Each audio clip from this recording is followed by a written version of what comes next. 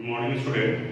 पिछले वीडियो में हम लोग close packing arrangement of crystalline solid के बारे में पढ़े थे, जहां हम लोग 1 डायमेंशन, 2 डायमेंशन और 3 डायमेंशन में different types of close packing arrangement के बारे में पढ़े थे। वहां उससे रिलेटेड कोऑर्डिनेशन नंबर के बारे में बताया था। आज हम लोग आगे बढ़ते हैं और एक नया टॉपिक स्टार्ट करते हैं, फॉर्मूला ऑफ कंपाउंड। यानी क्रिस्टलाइन सॉलिड का आपको फार्मूला बताना है अगर उनके कंस्टिट्यूएंट्स का पोजीशन दिया हुआ हो कि वो कहाँ पर प्रेजेंट है।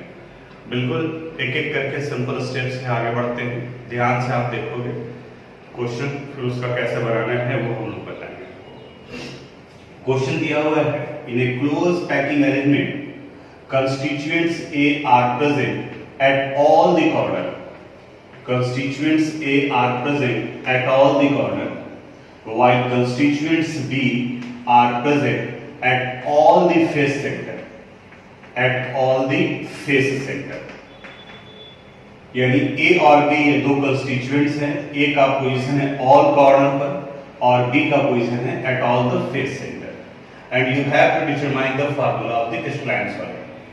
अब इसको सोल्व करना है हम लोग को, इसका सॉल्यूशन निकालना है। अब जैसे जो इंस्ट्रक्शन दिया हुआ है उसी को फॉलो करेंगे।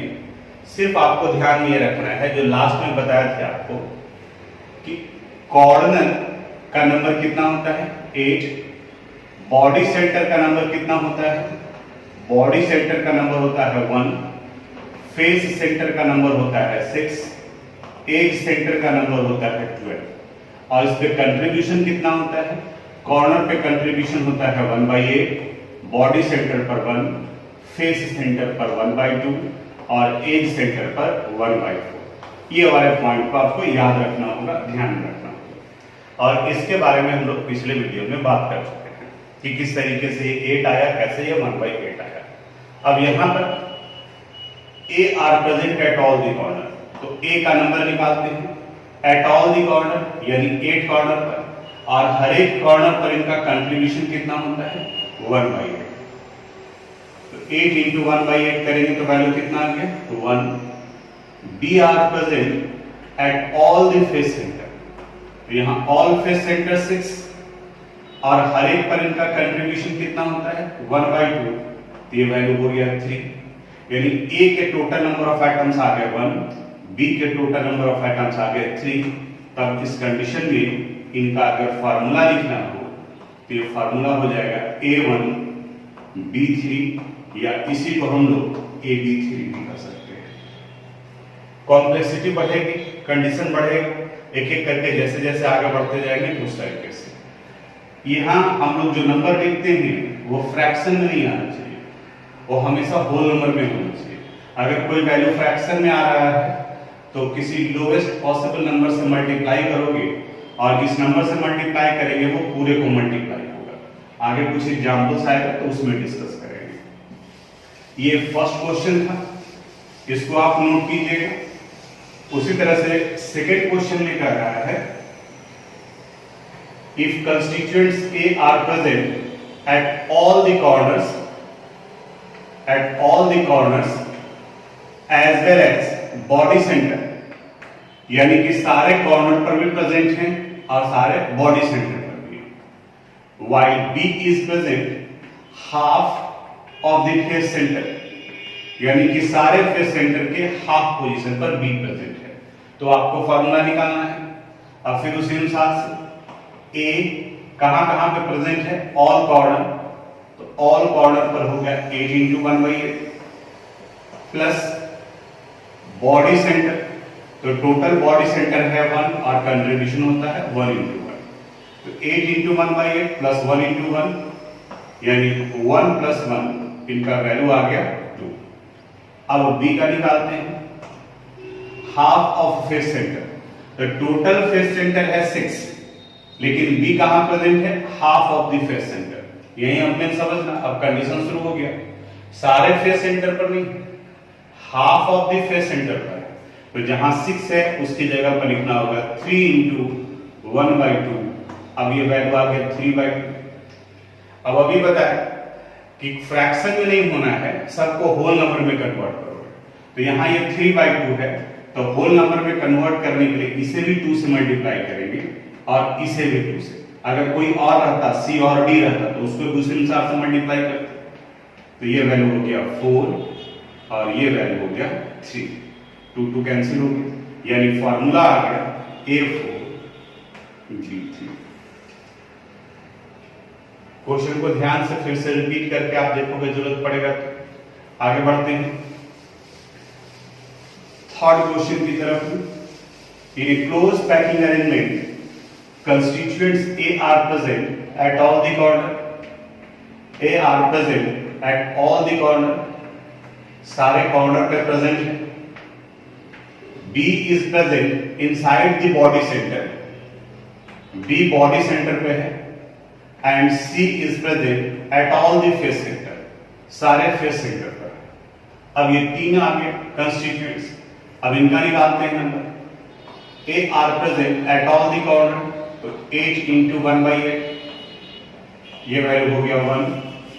B is present inside the body center, 1 into 1, it means 1। C is present at all the face center, तो टोटल फेस सेंटर 6 into 1/2, ये वैल्यू हो गया 3। तब होल नंबर में है, तो इनका फॉर्मूला हो गया ABC।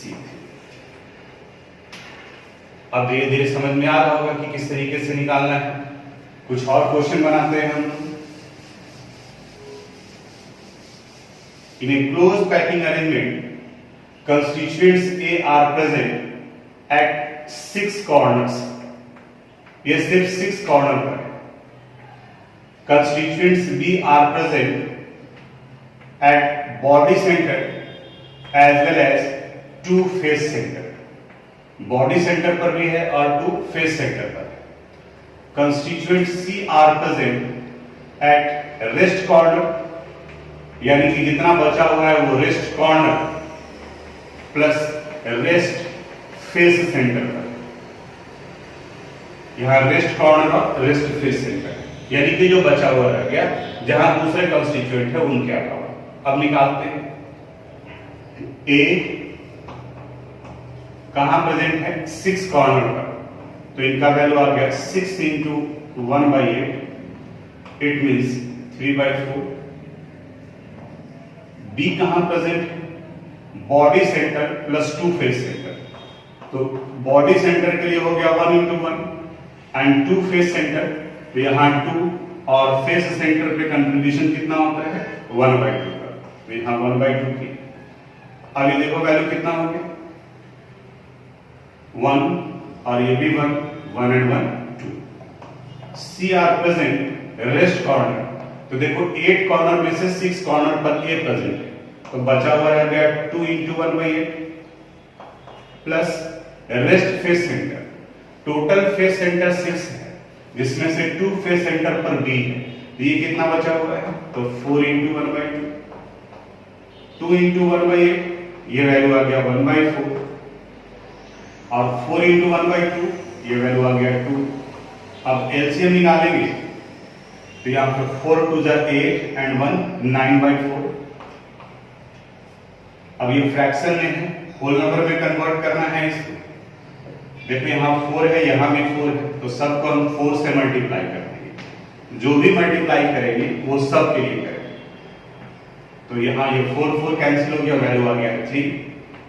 इस जगह पर ये वैल्यू आ गया 8, यहाँ 4 कैंसिल हो गया, ये वैल्यू आ गया 9, यानी फॉर्मूला हो गया A3 B8 और C9, A3 B8 C9। तो हम समझते हैं कि इस तरीके से अगर कंस्टिट्यूएंट्स का पोजीशन दिया हुआ हो कि वो कहाँ कहाँ प्रेजेंट है, तो आप उनका फॉर्मूला निकाल सकते हैं। एक दो क्वेश्चन आपको प्रैक्टिस में डालेंगे, प्रैक्टिस क्वेश्चन में देंगे, उसको भी आप सोल्व करें। अब हम लोग फॉर्मूले में ही एक स्टेप और आगे बढ़ते हैं, यानी कि अगर वॉइड का भी जिक्र किया हुआ, याद कीजिए आप, हम लोग पढ़े थे कि 2 तरह का इंटरस्टिशियल साइट और वॉइड होता है। एक टेट्राहेड्रल, जिन्हें हम लोग 2n से रिप्रेजेंट करते हैं, और दूसरा ऑक्टाहेड्रल, जिन्हें n से रिप्रेजेंट किया जाता है। टेट्राहेड्रल और ऑक्टाहेड्रल ये दोनों किसी भी क्लोज पैकिंग अरेंजमेंट में होंगे और यहाँ n नंबर ऑफ एटम्स को रिप्रेजेंट करता है, यानी क्लोज पैकिंग अरेंजमेंट में जितने नंबर ऑफ एटम्स होंगे उसका जस्ट डबल होगा टेट्राहेड्रल और उसी के बराबर होगा ऑक्टाहेड्रल। अब इसको रिलेटेड आप देखोगे तो एनसीईआरटी में भी क्वेश्चन है, पहले आते हैं हम लोग। सपोज दिया हुआ constituents A are present at FCC lattice. Constituents A are present at FCC lattice, while constituents B occupy all tetrahedral void. Occupy all tetrahedral void. ये tetrahedral void है। अब यहां पर ये देखो FCC यूनिट सेल दिया हुआ है, FCC लैटिस साइट दिया हुआ है, कहीं पर CCP लैटिस दिया हुआ होगा, कहीं HCP दिया होगा। तो CCP FCC ये दोनों एक ही हैं, हम लोग क्लोज पैकिंग अरेंजमेंट में पढ़े हैं। और FCC लैटिस का मतलब face centred cubic, face centred cubic में कंस्टिट्यूएंट सारे कॉर्नर पे प्रेजेंट होते हैं as well as at the centre of all the faces. BCC का मतलब हुआ सारे कंस्टिट्यूएंट्स उनके कॉर्नर पर और इनसाइड द बॉडी सेंटर होता है। तो अब यहां पर हमें फॉर्मूला निकालना है, तो A प्रेजेंट है FCC पर, तो यहां FCC का मतलब हो गया कंस्टिट्यूएंट्स सारे कॉर्नर यानी 8 इंटू 1/8 प्लस फेस सेंटर यानी 6 इंटू 1/2। तो 8 इंटू 1/8 ये वैल्यू हो गया 1 और 6 इंटू 1/2 ये वैल्यू हो गया 3। तो 1 प्लस 3 करेंगे तो ये वैल्यू आ जाएगा 4। B are present at all the tetrahedral void। तो टेट्राहेड्रल void को हम लोग 2n से रिप्रेजेंट करते हैं और जितने लैटिस साइड पर एटम होगा वही उसके n का वैल्यू होगा। तो लैटिस साइड पर कितना है 4, तो इसलिए यहां पर 2n यानी 2 इंटू 4 ये वैल्यू हो जाएगा 8। यानी यहां जो नंबर ऑफ एटम्स लेते हैं हम लोग, कई लोगों के दिमाग में आएगा कि सर B भी तो एटम है, बिल्कुल है, लेकिन वो लैटिस साइट पर नहीं है, वो इंटरस्टिशियल साइट पर। लैटिस साइट और इंटरस्टिशियल साइट क्या हुआ वो हमको दिक्कत हो रहा है, बिल्कुल ध्यान से समझो। क्लोज पैकिंग अरेंजमेंट में corner, face centre, body centre और एज सेंटर को लैटिस साइट माना जाता है और टेट्राहेड्रल void और ऑक्टाहेड्रल void ये void का पोजीशन या इंटरस्टिशियल साइट कहा जाता है। तो यहां जो हम लोग n नंबर ऑफ एटम्स निकालते हैं वो लैटिस साइट पे प्रेजेंट एटम का निकालते हैं। तो यहाँ A प्रेजेंट है FCC लैटिस पर या FCC यूनिट सेल का फॉर्मेशन कर रहा है, तो ये लैटिस साइट पर प्रेजेंट है, इसलिए इसका नंबर निकाले तो ये 4 हो गया और B आ गया 8। अब बताए थे आपको कि ये होल नंबर में होना चाहिए और साथ में सिंपलेस्ट रेशियो भी होना चाहिए। ये देखो 4 है और ये 8 है, तो जैसे मल्टीप्लाई करते हैं उसी तरह से डिवाइड भी करेंगे। तो अगर 2 से करेंगे, सॉरी 4 से ही करो तो ये 1 टाइम्स और ये 2 टाइम्स, तो यहाँ ये वैल्यू आ गया 1 और यहाँ ये आ गया 2, यानी कि सिंपलेस्ट रेशियो निकाले। तो इनका फार्मूला हो जाएगा A1 B2 या इसी को हम लोग AB2 भी कर सकते हैं, एक तरीका ये होगा। लेकिन स्टूडेंट्स को आगे जाकर के परेशानी कहां होगा, HCP दे दिया, CCP दे दिया, अब वो कंफ्यूज कर रहा है कि CCP में हम भूल गए कि कहां पर कंस्टिट्यूएंट्स प्रेजेंट है। इसी क्वेश्चन को एक और तरीके से बताते हैं। FCC, BCC, CCP, HCC कहीं पर भी हो, कोई भी लैटिस साइट हो, जो कंस्टिट्यूएंट्स लैटिस साइट पर प्रेजेंट है उसके नंबर को आप n मान लीजिए, बस बात खत्म। यानी कि according to the question A is at FCC lattice, फिर से कोई भी लैटिस FCC, HCP, CCP कहीं पर भी हो, A को हम लोग n मान लेंगे, यानी उनके नंबर ऑफ एटम्स को n मान लेंगे। अब B कहां प्रेजेंट है, ऑल द टेट्राहेड्रल, तो ये 2n हो जाएगा। अब देखो इसका सिंपलेस्ट रेशियो निकालना है, ये n है और ये 2n है, तो यहाँ ये 1 टाइम्स और यहाँ ये 2 टाइम्स, यानी कि इनका फॉर्मूला AB2 आ गया। उसी अनुसार सब होगा। एक और क्वेश्चन बताते हैं, वहां पर और क्लियर होगा।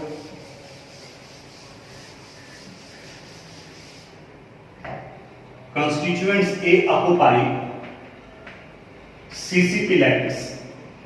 Constituents A occupy CCP lattice, while constituents B occupy all tetrahedral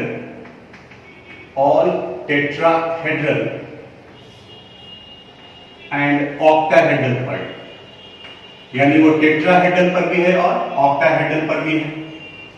अब चूंकि सीसीपी लैटिस साइड पर A प्रेजेंट है तो A के नंबर को हम लोग n मान लेंगे। अब B कहां प्रेजेंट है?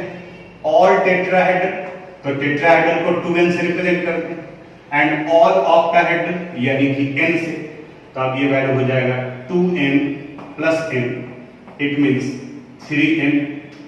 अब देखो यहाँ n है और यहाँ 3n है, तो यहाँ 1 टाइम्स और ये 3 टाइम्स, तो फॉर्मूला हो गया इनका A1B3, इट मींस AB3। और आगे बढ़ते हैं।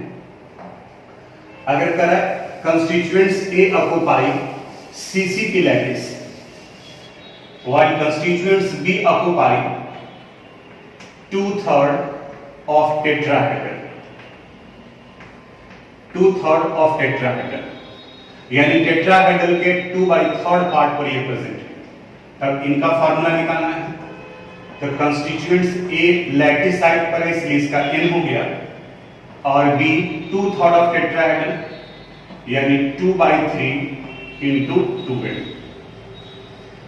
अब ये वैल्यू हो गया 2 to 4 n/3। अब होल नंबर में भी कन्वर्ट करना है, तो देखो यहाँ फ्रैक्शन में 3 है तो पहले इसको 3 से मल्टीप्लाई कर दो, इसे भी 3 से, तो यहाँ ये वैल्यू हो गया 3n और इस जगह पर ये वैल्यू हो गया 4n, n कैंसिल हो गया। अब फॉर्मूला आ गया A3B4। तो हमें लगता है कि अब समझ में आ रहा होगा कि किस तरीके से ये बनाया जाएगा। एक और क्वेश्चन बताते हैं।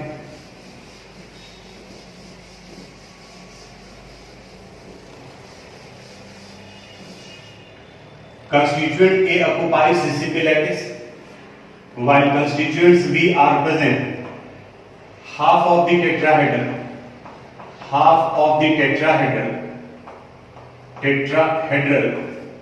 and one third of octahedral part, octahedral के 1/3 पार्ट है। अब इनका फार्मूला निकालना है, तो जो लैटिस साइड पर उसके नंबर को n मान लियो, B half of the tetrahedral, तो पहले हाफ और टेट्राहेड्रल के लिए 2n, टेट्राहेड्रल को 2n से रिप्रेजेंट करते हैं एंड 1/3 ऑफ ऑक्टाहेड्रल तो 1/3। आगे बढ़ते हैं। 1/2n का मतलब यहां हो गया n और इस जगह पर n/3, तो ये वैल्यू आ गया 4n/3। और फिर उसी तरह से यहां 3 है तो पहले इसको भी 3 से मल्टीप्लाई कर देते हैं, इसे भी 3 से, तो यहां ये वैल्यू आ गया 3n और इस जगह पर 4n, n कैंसिल हो गया, यानी फॉर्मूला आएगा A3B4। तो बिल्कुल ध्यान से आप देखिएगा और इसको अपनी कॉपी में नोट कीजिएगा, यानी कि किस तरीके से ये निकाला गया है तो वैसे करके। तो फॉर्मूला से रिलेटेड क्वेश्चन हम लोग कंप्लीट कर लिए। किसी बुक का ऑब्जेक्टिव क्वेश्चन हो या फिर एनसीईआरटी में क्वेश्चन दिया हुआ हो तो उससे रिलेटेड अब आपसे बन जाएगा सारा क्वेश्चन, उसको नोट कर लीजिए। फॉर्मूले के बाद में आगे बढ़ते हैं हम लोग अब एक अगले टॉपिक पर। यहाँ हम लोग कंस्टिट्यूएंट एटम और यूनिट सेल के एज लेंथ के बीच में रिलेशन पढ़ेंगे। 3 तरीके का क्यूबिक यूनिट सेल पढ़ना है हम लोग को, एक simple cubic unit cell, face centred cubic unit cell और body centred cubic unit cell. Simple cubic unit cell में कंस्टिट्यूएंट सिर्फ कॉर्नर पर होता है, फेस सेंटर्ड में सारे कॉर्नर पर as well as inside the at the centre of all the faces, और बॉडी सेंटर्ड में at all the corner as well as inside the body centre. तो सबसे पहले हम लोग रिलेशन पढ़ेंगे radius of atom and edge length of unit cell R and A के बीच में, और इसमें सबसे पहले सिंपल क्यूबिक यूनिट सेल, इसी को प्रिमिटिव यूनिट सेल भी कहा जाता है, सिंपल क्यूबिक यूनिट सेल। तो it is the type of cubic unit cell in which constituents are present at all the corner, यानी कि सारे कॉर्नर पे प्रेजेंट हो। तो इनका डायग्राम ड्रॉ करते हैं हम लोग। पहले क्यूब बनाना होगा। यहां एक क्यूब ड्रॉ करते हैं, ये क्यूब हो गया।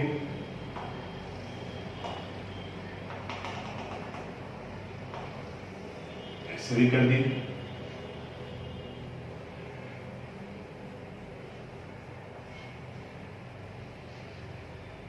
अब कंस्टिट्यूएंट सारे कॉर्नर पर है, तो देखो टोटल कॉर्नर हो गया 1 2 3 4 5 6 7 और ये 8, इस 8 कॉर्नर पर।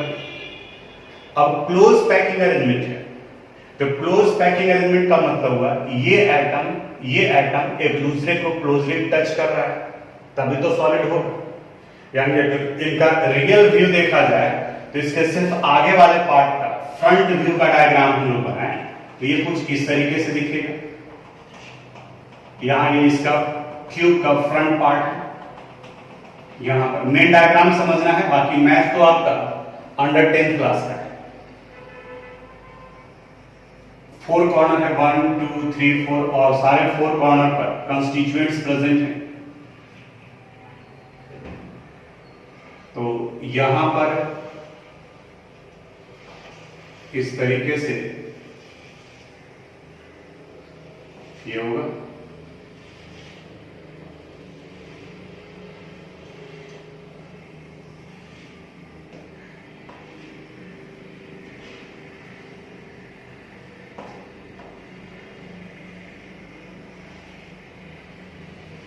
ये देखिए 1 2 3 4, ये 4 कंस्टिट्यूएंट एटम्स हो गए जो क्लोजली पैक्ड है, एक दूसरे को जो है वो टच कर रहा है। और यहां से यहां ये इसका एज लेंथ हो गया कंस्टिट्यूएंट्स का, ये एज लेंथ है, ये एज लेंथ है यहां। अब आपको इस कंस्टिट्यूएंट्स का रेडियस यानी आर, ये सब तो आर ही रिप्रेजेंट कर रहा है, इस आर और ए के बीच में रिलेशन निकालना है। इसको मान लेते हैं ए बी सी डी। तो एज लेंथ आएगा यहां से लेकर के यहां तक, ये पूरा पार्ट। तो ये तो डायग्राम देख करके कोई भी बता सकता है क्या रिलेशन आ रहा है। तो इन एबव डायग्राम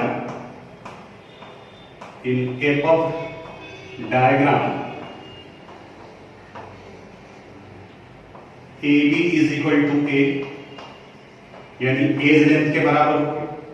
यहां से यहां तक ये यूनिट सेल का एज लेंथ है जिसे ए से रिप्रेजेंट कर रहे हैं। और अगर आर के फॉर्म में देखें तो A B is equal to 2r, 2 radius के बराबर। अब दोनों में चूंकि एलएचएस बराबर है तो आरएचएस भी बराबर होगा। तो from first and second we can say 2r is equal to a, therefore r would be equal to a by 2। यही रिलेशन है रेडियस और एज लेंथ के बीच में इन सिंपल क्यूबिक यूनिट्स है। तो आप ये डायग्राम में ड्रॉ कीजिएगा, इसी डायग्राम का ये एक्सटेंशन है, यानी इसको डायग्राम को आपको नोट करना है और ये मैथमेटिकल रिलेशन हो गया। ये सिंपल क्यूबिक यूनिट सेल में था। अब इसके बाद आते हैं face centred cubic unit cell. Face centred cubic unit cell में कंस्टिट्यूएंट सारे कॉर्नर पर रहते हैं और फेस सेंटर पर भी होते हैं। अब आप इसी को इमेजिन करो, यहां पर अभी ये सिर्फ चारों कॉर्नर पर थे। अब आप इमेजिन करो कि एक और एटम इसी के रेडियस का, इतने ही बराबर का, उसको हम बीच में इंसर्ट कर देते हैं। तो जैसे हम लोग बीच में इंसर्ट करेंगे, अब ये पार्ट भी दूर जाएगा, ये पार्ट भी दूर जाएगा, ये पार्ट भी दूर जाएगा, यानी कि अब वहां पर उनका एक्सपेंशन होगा। यानी उनको अगर हम लोग डायग्राम बनाएंगे उनका, तो ये कुछ इस तरीके से दिखेगा। मैंने अगर डायग्राम समझ में आ गया तो मैथमेटिकल रिलेशन तो निकल जाएगा। जैसे r is equal to a by 2, ये तो बिल्कुल एकदम सिंपल पार्ट, जैसे ही डायग्राम देखे वैसे ही आप बता दिए। तो अब सिंपल क्यूबिक यूनिट सेल के बाद में सेकंड वाले पार्ट पर आते हैं, in FCC unit cell, face centred cubic unit cell, face centred cubic unit cell, इनका डायग्राम बनाते हैं। ध्यान से पहले डायग्राम देखो किस तरीके से होगा। कंस्टिट्यूएंट्स सारे कॉर्नर पर भी हैं and at the face centre भी है। तो पहले फेस पर प्रेजेंट एटम को ड्रॉ करना होगा, उसके बाद वो बन जाएगा। यहां इस जगह पर एटम है, यहां भी एटम है। सेंटर का एटम ये हो गया, ड्रॉ कर लिया इसको। यहां ये एटम हो गया कॉर्नर का, यहां दूसरा एटम होगा जो कॉर्नर पर आएगा, ये फिर ये थर्ड एटम है कॉर्नर का, और ये फोर्थ एटम है कॉर्नर। अब इसे हम लोग ए बी सी डी, ये कोई मैटर नहीं करता, ए बी सी डी ऐसे भी आप लिख सकते हैं, ये हो गया। अब इसमें आप देखो यहां ये आर है, आर आर आर, और इसको हम लोग एज लेंथ मानते। यहां ये बी से सी तक, यहां ये ए से लेकर के बी तक, और ये पार्ट हो गया यहां तक सी तक। यानी कि इन ट्रायंगल ए बी सी देखो तो क्या क्या रिलेशन निकल रहा है। In triangle A B C, A B is equal to unit cell का एज लेंथ है a, B C is equal to ये भी एज लेंथ है ए, और A C is equal to ये आर के टर्म्स में दिया हुआ है, इट इज इक्वल टू 4। अब ज्योमेट्री का कंसेप्ट याद करो। We know A C is equal to होता है root under A B square plus B C square. अब यहां आर है, इसको ए के टर्म्स में निकालना है। हालांकि मैथ्स में तो आप सीधा सीधा सिंपल बता दोगे, लेकिन हम उसी तरीके से बता रहे हैं यहां पर। तो A C is equal to root under A B square plus B C square. A C की जगह पर हम लोग रख दिए 4r root under A B square यानी a square plus a square, और 4r would be equal to root under 2a square, और लिख सकते हैं 4r would be equal to root 2a। ऐसे भी आपको पता है कि ट्रायंगल ए बी सी में अगर ए बी का वैल्यू ए है, बी सी का वैल्यू ए है, तो ए सी का वैल्यू कितना हो जाएगा रूट 2a, और ये r के टर्म्स में 4r के बराबर है, तो 4r is equal to root 2a, therefore r would be equal to root 2 by 4a। ये रिलेशन आ गया। तो दो हम लोग पढ़ लिए। सिंपल क्यूबिक में आया था r is equal to a by 2, और face centred cubic unit cell में कंस्टिट्यूएंट्स आ गया रूट 2 बाई 4a। अब बात करते हैं बीसीसी के बारे में। बीसीसी में आपको समझना होगा 3 डायमेंशनल डायग्राम के फॉर्म में कि कंस्टिट्यूएंट सारे कॉर्नर पर रहेंगे as well as at the centre of unit cell, पूरे यूनिट सेल के सेंटर में वो प्रेजेंट होगा। तो इसको डायग्रामेटिकली यहां बनाना मेरे लिए मुश्किल है। आप इमेजिन करो कि आप एक कमरे के अंदर में, ये पूरा कमरा है, इस कमरे के अंदर में और बीच में आप खड़े हो जाओ, जैसे बोल रहे हैं वैसे आप इमेजिन करोगे तो समझ में आएगा। तो कमरे के किनारे का ये वाला, ये वैल्यू ए हो गया, इधर से ये वैल्यू भी ए, यानी कि सब जो किनारा ए हो जाएगा। कंस्टिट्यूएंट सारे कॉर्नर पर है, यानी कि ऑल 8 कॉर्नर पर, और एक एटम बिल्कुल हवा में उस कमरे के बिल्कुल सेंटर में है, और वो सेंटर में इस तरीके से है कि सारे कॉर्नर 8 कॉर्नर के सभी एटम उसको टच कर रहे हैं यहां पर। अब उसी रिलेशन को हम लोगों को निकालना है। तो यहां पर अगर ये वैल्यू हम लोग लेकर के चले कि इस जगह का ये कॉर्नर का ये दीवार है, यहां का ये वैल्यू, तो ये वैल्यू यहां एज लेंथ ए हो जाएगा।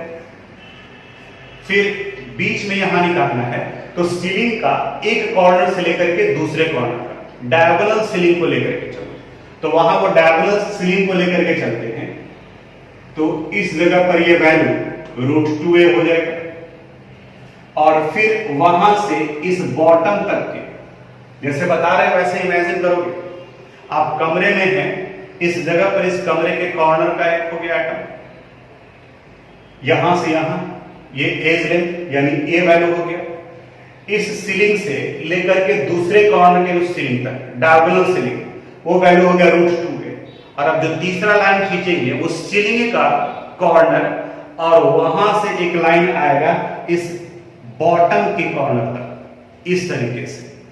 और ये कितने को टच कर रहा है? यहां एक एटम है एक R, बीच में इसका पूरा एटम यानी कि 2R, और फिर वहां सीलिंग कॉर्नर पर एटम वो R, यानी इस जगह पर ये वैल्यू 4R को रिप्रेजेंट कर रहा है। इसे भी ट्रायंगल मान लो, A B और ये C। ये डायग्राम बनाना डिफिकल्ट है, BCC का मतलब आपको बताए हैं और अब आपको उस अनुसार से सोचना है। ये पार्ट आएगा, अब यहां पर हम लोग को AC के फॉर्म में फिर निकालना है। यहां FCC की जगह पर ये पार्ट आ जाएगा BCC यूनिट से। तो in triangle ABC ABC, AB is equal to A, BC is equal to √2a और AC is equal to ये 4R है। We know AC is equal to √under AB square plus BC square। √under AB में A square और BC में √2a का square करेंगे तो ये वैल्यू आ गया A square plus 2a square 3a square, और AC के लिए वैल्यू कितना दिया हुआ? 4R। यहां 4R कर सकते हैं, 4R, then 4R would be equal to √3a, तो R would be equal to √3/4a। R is equal to √3/4a। ये रिलेशन है। इसमें ये वाला पार्ट नहीं समझना है हमें, जो हम 2-3 बार पहले रिपीट कर चुके, फिर से एक बार रिपीट कर रहे हैं कि आप एक कमरे के बिल्कुल सेंटर में खड़े हो जाओ और इमेजिन करो कि आप एक एटम हैं और आपका ये सर जो कमरे के बीच में है वो कंस्टिट्यूएंट एटम जैसा है, यानी कि हवा में है, वो नीचे टच नहीं कर रहा है। अब क्लोज पैकिंग अरेंजमेंट में सारे 8 कॉर्नर, जो 8 कॉर्नर पर है कमरे के, वो और आपका ये बीच का एटम, वो सब एक दूसरे को क्लोजली टच कर रहा है, वो क्लोजली पैक है। तो 8 कॉर्नर पर और एक सेंटर पर वो 9 एटम हो गए वहां पर। अब यहां से हमें नंबर ऑफ एटम्स निकालना है। अब 9 को इसको 2 से मत रिलेट कर देना, क्योंकि कॉर्नर वाला का कंट्रीब्यूशन तो 1/8 ही होता है। हमें बता दें कि कितने जगह पर प्रेजेंट है। अब आपको लेना क्या है? इस जगह का और इस जगह का। तो ये वैल्यू हो गया A, और यहां से यहां डायगोनल सीलिंग का और उस सीलिंग का कॉर्नर और इस कमरे के बॉटम का ये बनाना है, जो कि ये डायग्राम ये दिया हुआ है। तो ये यहां से हाइट से लेकर के बॉटम तक ये A हो गया। एक सीलिंग से दूसरे सीलिंग तक का डायगोनल वो वैल्यू √2a होगा, अभी निकाले भी हैं हम लोग।